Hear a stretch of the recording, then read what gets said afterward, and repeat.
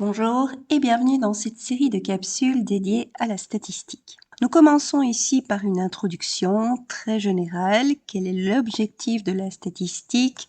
Quels sont ses outils pour y parvenir?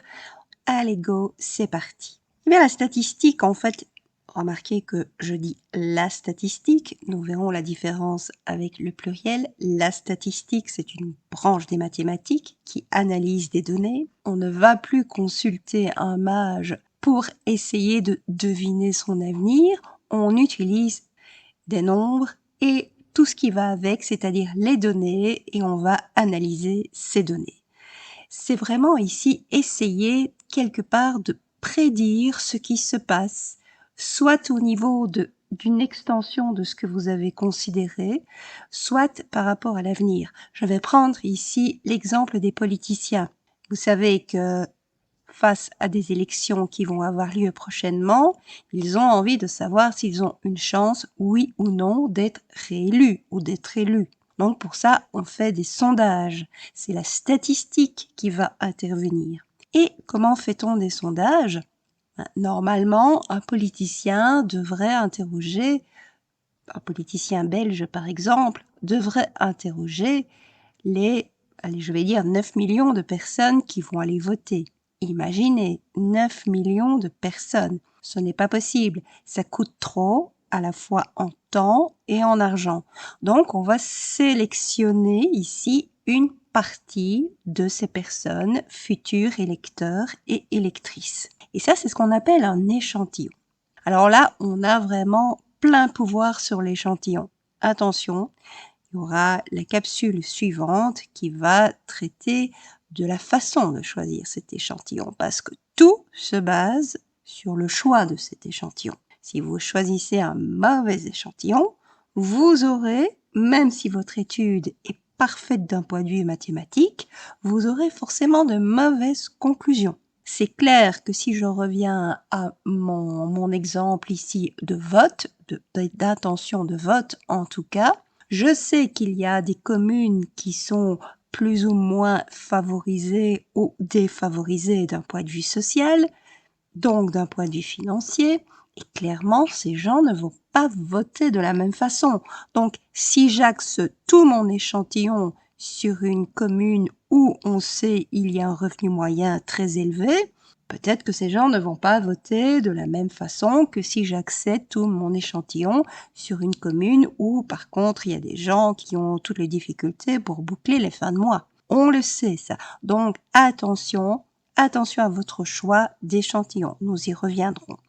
Mais une fois que votre échantillon est bien choisi, logiquement, et c'est pour ça que j'ai mis du vert, vous ne pouvez faire que des choses correctes.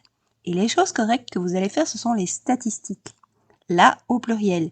C'est-à-dire que vous allez calculer des données numériques par rapport à cet échantillon. C'est ça qu'on appelle des statistiques. Maintenant, c'est bien d'avoir tout par rapport à votre échantillon. Donc, j'ai sélectionné par exemple 500 personnes et je les ai sélectionnées de manière correcte. On va voir dans la deuxième capsule comment faire. Je les ai sélectionnées de manière correcte. Maintenant, ces 500 personnes, c'est pas mes 9 millions de personnes. Je vais devoir extrapoler et aller vers la population. Et c'est là que tous les signaux sont au rouge. Parce que extrapoler de 500 personnes à 9 millions, ça relève plutôt du miracle que votre échantillon corresponde parfaitement à ce que va décider la population. Alors pour ça, il y a toujours une marge d'erreur et elle est assez phénoménale, vous allez voir, même si on fait les choses très correctement, ce que ne font pas toutes les personnes qui s'occupent de statistiques. Et donc, avec cette marge d'erreur, on va essayer de la minimiser. Et pour ça, on va employer des tests. Des tests qui vont nous dire comment passer de l'échantillon à la population. Justement, je suis en train ici d'utiliser des mots, échantillon, population, et je vais les définir. Mais avant ça, je tiens à vous mettre en garde. On a tendance à penser que la statistique, c'est une science exacte. Rien n'est plus faux. je vous ai déjà mis en garde sur le fait du choix de l'échantillon, mais regardez cette citation de Mark Twain que je vous traduis. Il y a des mensonges, il y a de fichus mensonges, et puis il y a la statistique. Donc, voyez ici la progression. On passe de mensonge à fichu mensonge et puis statistique. C'est dire si les statistiques, la statistique vous ment. Oui, il y a des mensonges, parfois volontaires et parfois totalement involontaires. En tout cas, ne prenez pas le résultat d'une étude statistique comme quelque chose qui relève d'une science exacte.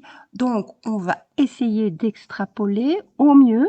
On essaye quand même de faire un travail honnête. Ça ne vous garantit pas un résultat en lequel vous pouvez croire à 100%. Jamais. C'est pas facile de bien utiliser la statistique, et même si on l'utilise correctement, on n'est pas à l'abri d'erreurs. On en est très loin. Bon, cette petite parenthèse étant faite, donc j'ai utilisé des mots comme échantillon, population.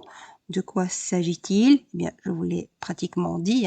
La population, en fait, ce sont tous les sujets de votre étude. Donc j'ai mis ici des personnes, mais ça peut être tout à fait autre chose. Si ma question statistique est quelle est votre intention de vote, forcément je vais interroger des personnes. Et je vous l'ai dit, normalement je suis susceptible d'interroger toutes les personnes qui vont aller voter. On parle de millions de personnes en Belgique. C'est infaisable. Mais en tout cas, ces millions de personnes-là vont constituer ce qu'on appelle la population. Et puis, comme c'est infaisable et qu'il y a trop de personnes, que ça va trop me coûter, que ce soit en temps ou en argent, je suis absolument obligée de sélectionner ce qu'on appelle un échantillon. C'est-à-dire que je ne vais pas prendre toutes les personnes, mais je vais en prendre certaines. Comment? Nous le verrons. Mais en tout cas, par rapport à l'image que je vous ai mise, on peut par exemple dire, j'ai un certain nombre de personnes sur cette image, je ne vais interroger que les personnes qui ont un pull ou un t-shirt jaune, par exemple. Est-ce que c'est un bon choix d'échantillon? Nous le verrons. Mais en tout cas, j'en sélectionne une partie. Et c'est ce que j'appelle mon échantillon par rapport à la population qui concerne tout le monde. Tout le monde ou toutes les choses.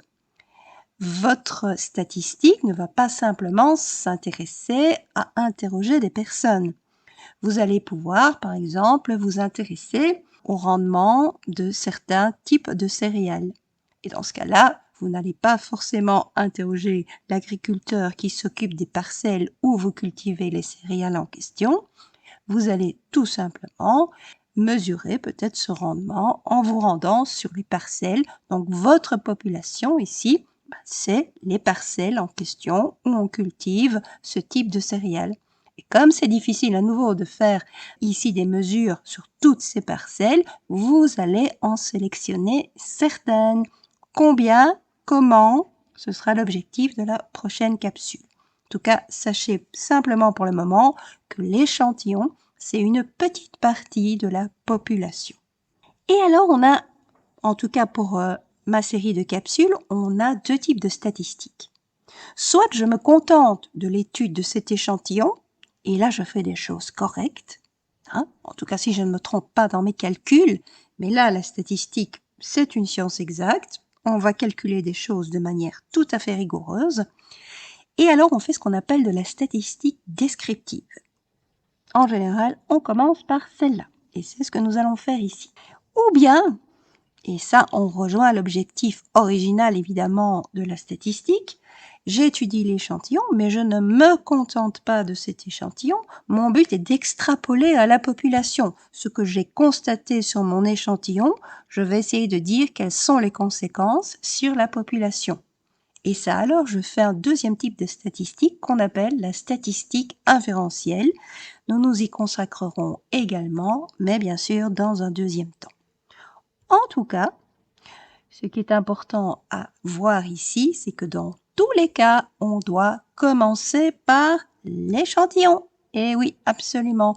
Donc, la façon de choisir cet échantillon, combien de personnes allez-vous interroger, combien de parcelles allez-vous considérer, etc. Donc, tout ça, il y a une théorie là-dessus, mais c'est la première chose que vous devez faire. Alors, votre échantillon, et puis, une fois qu'il est choisi, vous l'étudiez. Vous faites donc de la statistique descriptive dans un premier temps. Dans un deuxième temps, il faudra extrapoler à la population et ce sera de la statistique inférentielle. Mais votre première étape, c'est toujours le fichu échantillon. Justement, donc cet échantillon, il se base sur des données. Et il faudra dire, on va en parler bien évidemment, comment obtient-on ces données? Alors, il y a essentiellement 3 façons d'y arriver. Il y a déjà les sondages dont je vous ai parlé. Je vais interroger des personnes. Êtes-vous heureux au travail? Voilà, ça peut être une question que je pose ici à des personnes. Et bien sûr, je ne vais pas poser cette question à tous les travailleurs, donc je vais en sélectionner certains. J'organise alors un sondage. Mais parfois aussi, vous devez faire des mesures, soit sur site, soit en laboratoire. Donc, par exemple, pour mes rendements céréaliers, je peux très bien me rendre sur les parcelles en question. Je peux également faire des expériences en laboratoire si mon sujet d'étude nécessite ce genre d'approche. Donc ça, c'est 3 choses à faire. Alors, je ne vais pas vous en parler, moi, dans les capsules. Par contre, voilà, les données en question, il faudra les avoir et surtout, il vous faudra avoir une idée de si c'est un échantillon qui est significatif ou non. Une fois que vous aurez vos données, donc à travers votre échantillon, comment allez-vous décrire ces données? Eh bien là, il y aura 2 types d'approches aussi. Quelle est la quantité de données? Combien en avez-vous? Parce que l'analyse des données dépend très fortement du nombre de données qu'on a. Donc ça, on le verra également. Mais, et ça je vais en parler tout de suite, quel est le type de données? À nouveau, l'analyse des données, ça va varier selon la nature des données. Donc, il faudra faire attention à tout ça.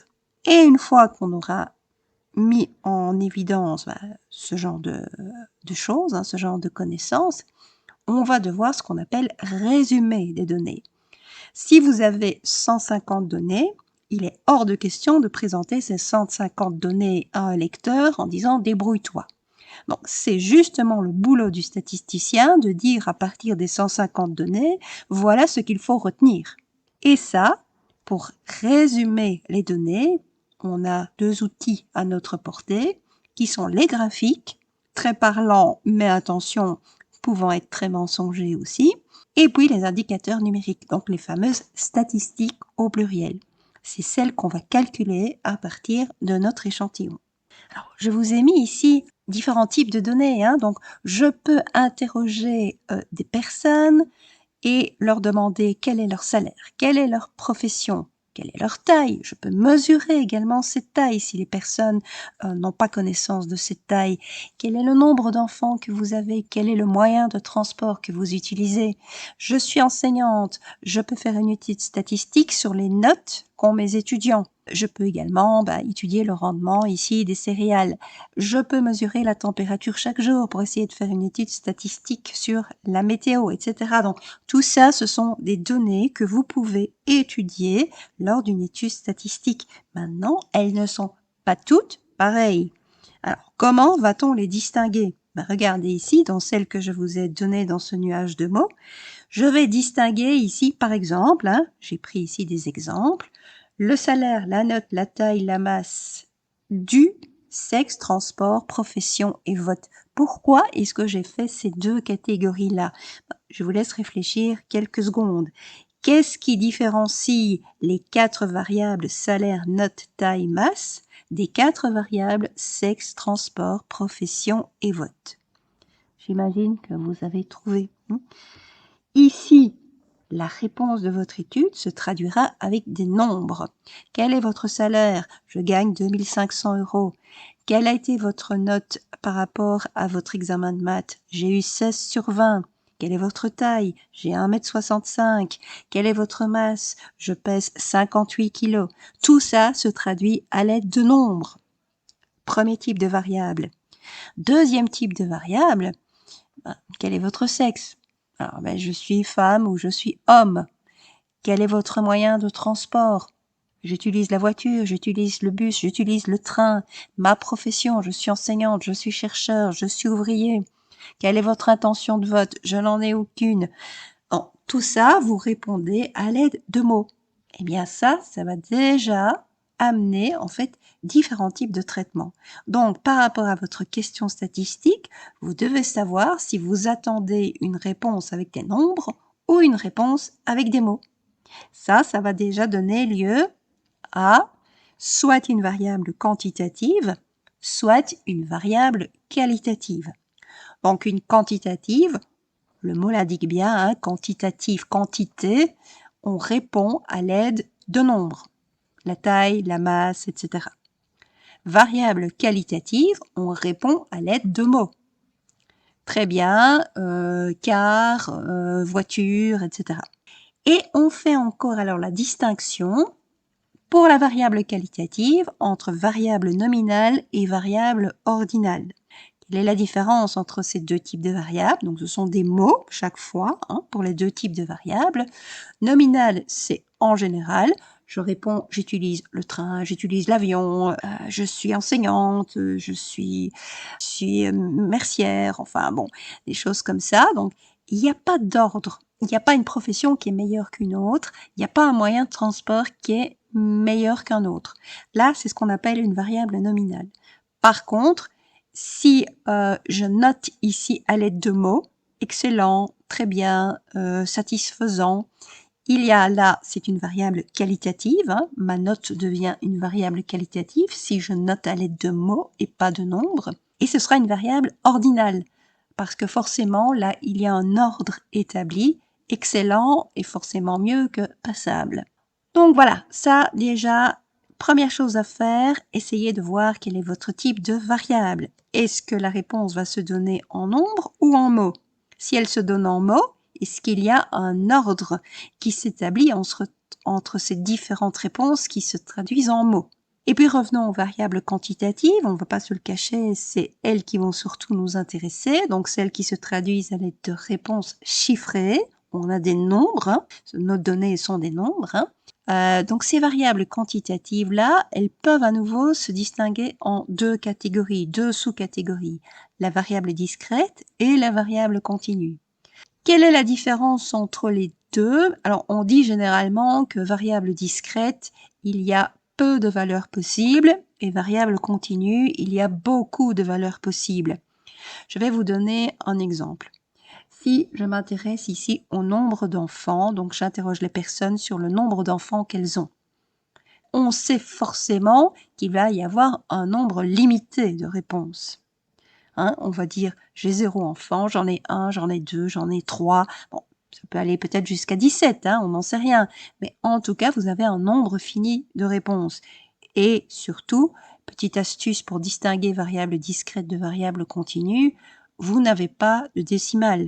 Personne ne va vous répondre, j'ai 1,62 enfants. En tout cas, j'espère qu'on ne vous répondra pas ça.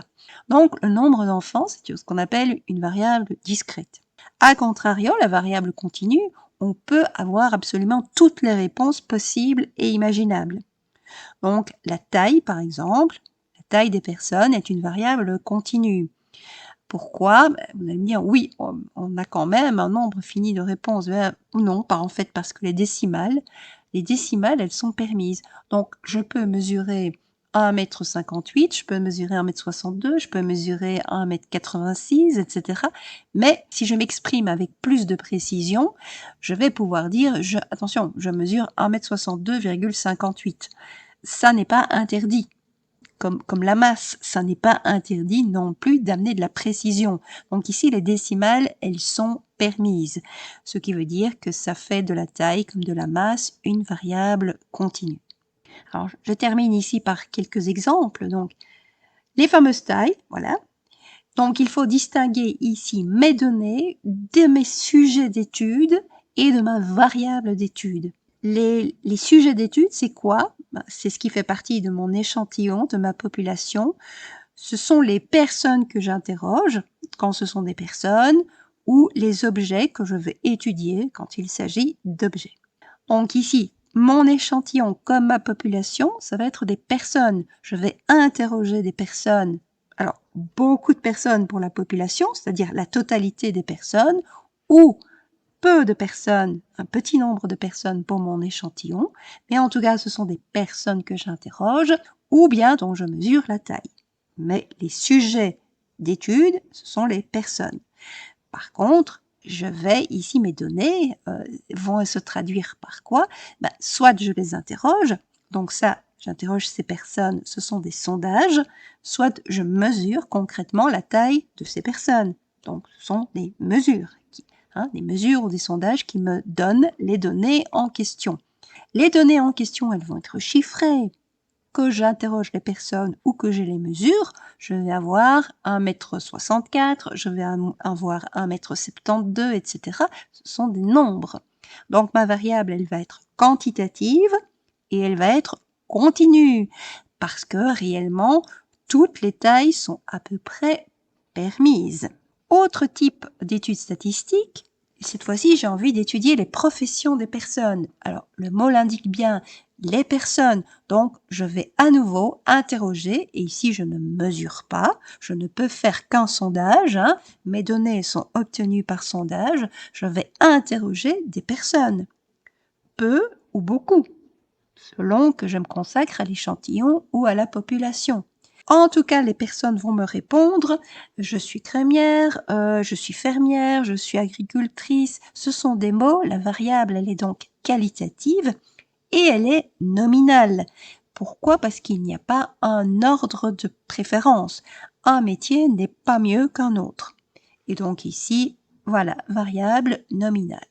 Et enfin, je termine par un troisième sujet d'étude qui est le nombre d'enfants. Donc là, à nouveau, je peux interroger des personnes. Combien avez-vous d'enfants? Si j'interroge peu de personnes, je suis face à un échantillon. Si j'interroge toutes les personnes, je suis face à la population.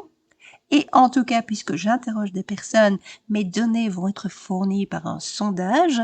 Et ma variable, que va-t-on me répondre? J'ai 3 enfants, j'en ai 6.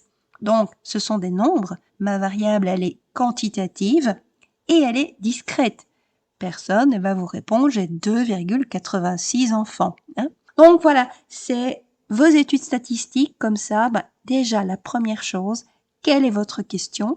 Ça va fixer la façon de récolter vos données. Ça va fixer les populations, les gens auxquels vous allez vous adresser ou les objets que vous allez étudier. Et ça va fixer la nature de votre variable. C'est la première chose à faire dans une étude statistique. Parce que selon que votre variable va être qualitative ou quantitative, le traitement statistique ne sera pas le même. Selon que votre variable va être continue ou discrète, le traitement statistique ne sera pas le même non plus. Donc ça, c'est la première chose à faire. Et on va se quitter là-dessus. Je vous remercie beaucoup pour votre attention et vous donne rendez-vous donc pour la deuxième capsule qui sera consacrée à l'échantillon.